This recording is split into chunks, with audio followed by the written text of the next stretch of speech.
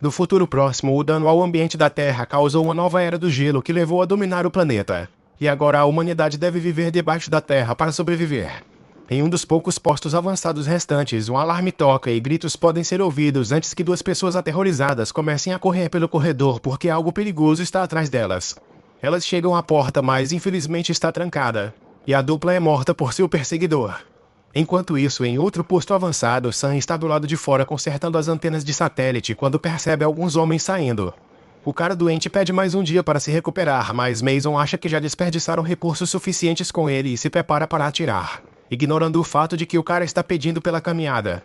Sam os interrompe e lembra Mason que as pessoas doentes têm a escolha de sair ou serem baleadas, o que deve ser respeitado, mas Mason não se importa e mata o cara mesmo assim, dizendo que é pelo bem da sobrevivência deles.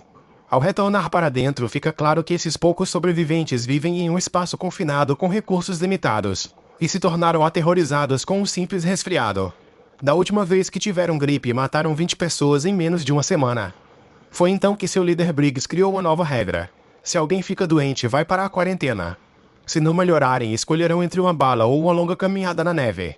As pessoas neste posto avançado trabalham duro para cuidar umas das outras e continuam a cultivar sementes. Mas não são mais as centenas que eram no começo, porque a comida fica mais escassa a cada ano. Há rumores de um paraíso com clima quente, mas Sam não acredita neles. Sam vai ver Briggs para contar que Mason quebrou as regras. E enquanto Briggs não está feliz com o que está ouvindo, há algo mais urgente que ele precisa resolver primeiro.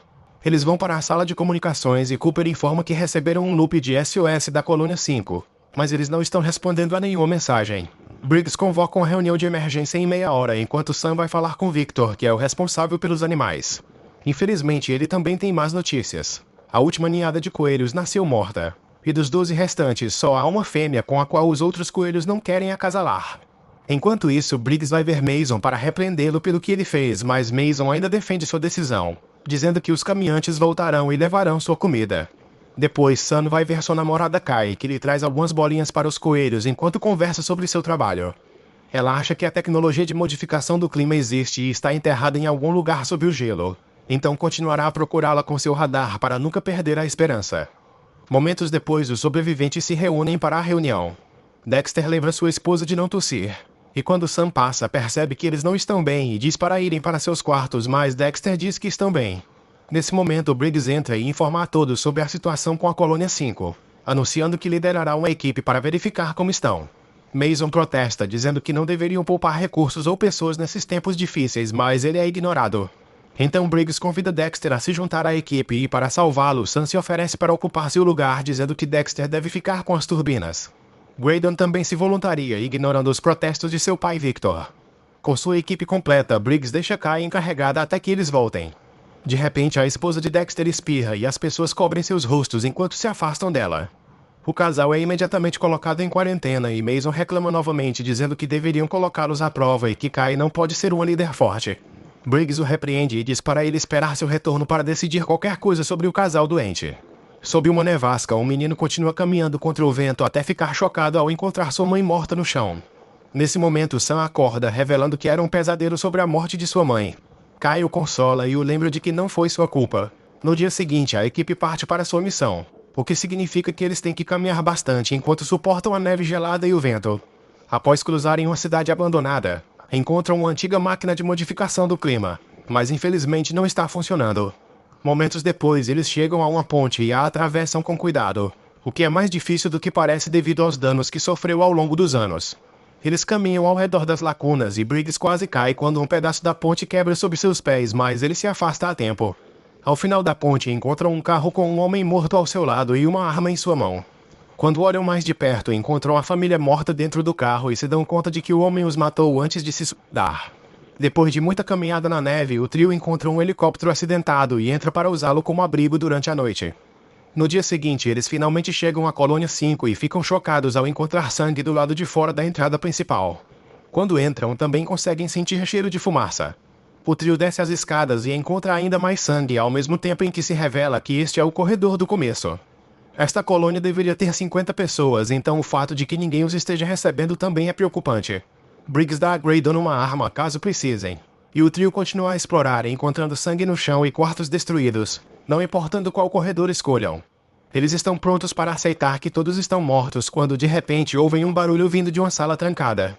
Sun pega a chave e quando abrem a porta encontram um homem no chão. Eles se aproximam lentamente apenas para Leland de repente gritar com eles pedindo misericórdia. O trio promete que são amigos e Leland pede que fechem a porta novamente antes de aceitar um pouco de comida e água.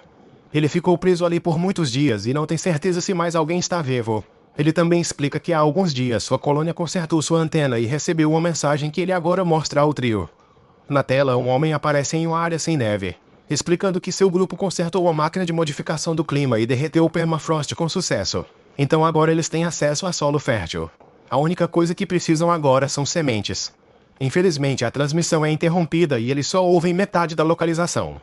Leland diz a eles que triangulou a transmissão e enviou uma equipe para encontrar esta área quente, mas nunca a encontraram. Algo perigoso os encontrou em vez disso e os seguiu de volta à colônia. Sun pede a Leland para marcar a localização em seu mapa, então Briggs lhe diz que o levarão de volta com eles. No entanto, Leland está com tanto medo de sair do quarto que revela que não fez o barulho que ouviram. O trio pega todos os suprimentos que podem encontrar na sala e tenta entrar em contato com sua colônia sem sucesso. Então finalmente saem e tentam arrastar Leland com eles. Mas alguns sons estranhos podem ser ouvidos e Leland fica tão apavorado que corre de volta para dentro e fecha a porta. O trio continua a avançar sem ele e quanto mais fundo dentro do posto avançado vão, mais barulhos e gritos ouvem. Eventualmente veem a luz de algumas tochas e se aproximam para encontrar uma cena perturbadora. Cercada pelos corpos dos colonos, há um homem pilando um corpo e outro se alimentando de carne humana. De repente o açougueiro sente e se vira pronto para atacar, mas Sun atira nele primeiro. O tiro faz com que mais canibais acordem da pilha de corpos. E o líder grita enquanto começam a perseguir o grupo pelos corredores. Sun atira no líder na orelha e consegue matar outro cara, mas são muitos. Então Briggs joga um bastão de dinamite para desacelerá-los. Graydon acidentalmente se separa do grupo, mas consegue dar um passo para trás antes de ser cercado por canibais que imediatamente o atacam. Briggs e Sun finalmente aparecem e lutam contra os atacantes, matando-os um a um até que todos estejam mortos. Infelizmente, quando verificam Graydon é tarde demais. Ele também está morto. Não há tempo para lamentar, Briggs e Sun precisam continuar correndo. Depois de subir as escadas, Sun atira em outro canibal e fica sem munição. Então Briggs quebra as escadas para impedir que os canibais o sigam.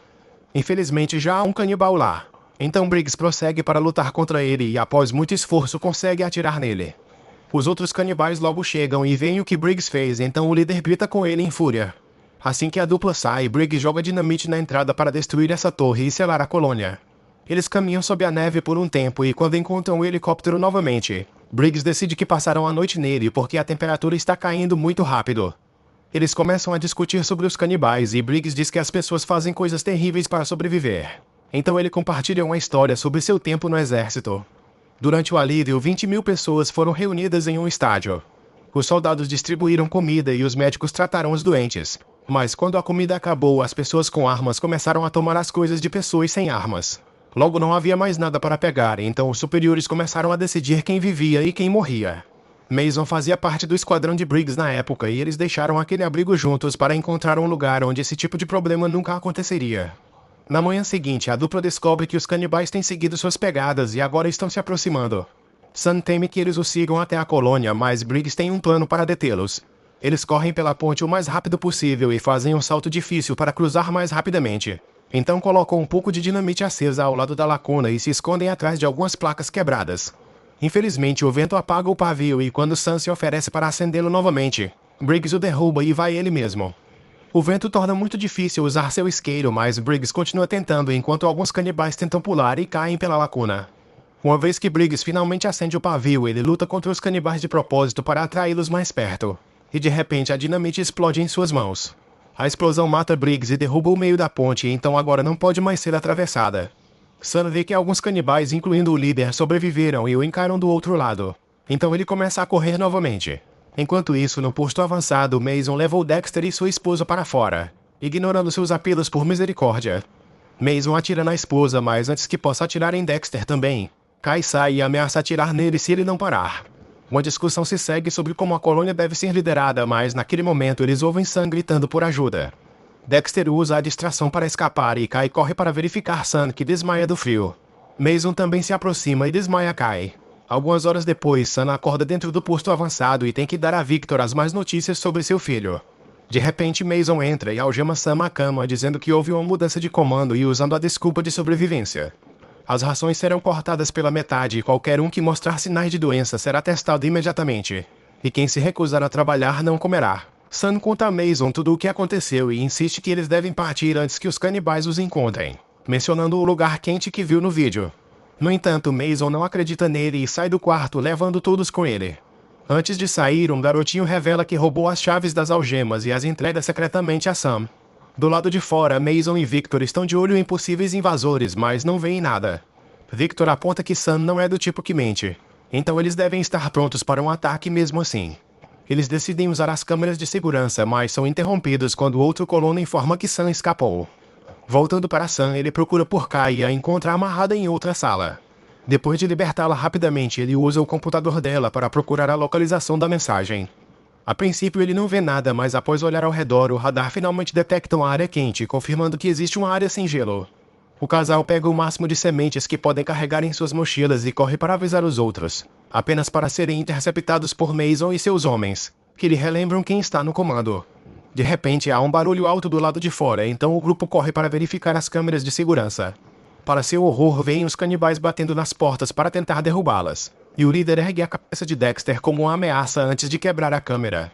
Finalmente acreditando em Sam, Mason rapidamente dá ordens. Todos os que puderem atirar devem receber uma arma e o resto das pessoas deve se esconder no cofre. Enquanto Cooper guia todos os colonos para o cofre e guarda a porta, o grupo armado corre pelo corredor para esperar que a porta desça. Por um momento as luzes se apagam e quando voltam a porta se abre, mas ninguém entra. Agora os barulhos podem ser ouvidos dentro do abrigo, e de repente um canibal irrompe do duto bem na frente de Cooper. Ele tenta se defender, mas o canibal o derruba e corre para o cofre, apenas para que os colonos fechem a porta em seu rosto. Em outro corredor, uma garota perdida está procurando abrigo, mas um canibal a encontra e a mata. O grupo armado percebe que os canibais estão nos dutos, mas é tarde demais, pois o inimigo também os encontra. Uma luta feroz se inicia com ambos os lados perdendo pessoas, mas não importa quantos canibais matem, mais continuam vindo. Sam e Kai fogem, mas Victor está cansado de correr e combate o líder. Ele dá uma boa luta, mas infelizmente o líder o mata primeiro.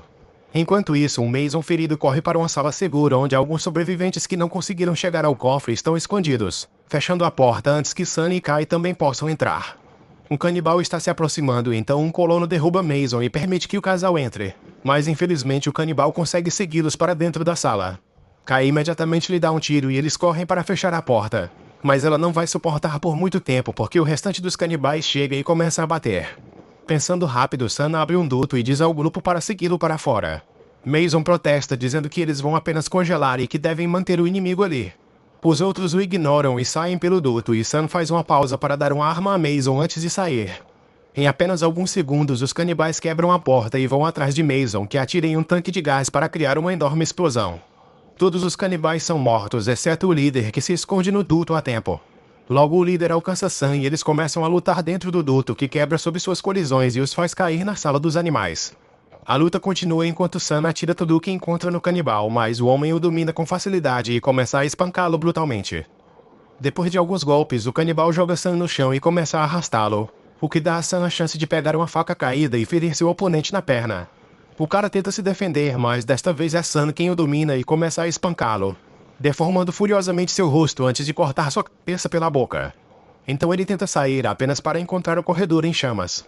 Do lado de fora, Kai e os sobreviventes restantes saem do duto e observam seu lar queimar.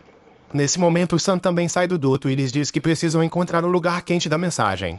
O grupo começa a caminhar na neve, esperando que logo encontrem um novo lar.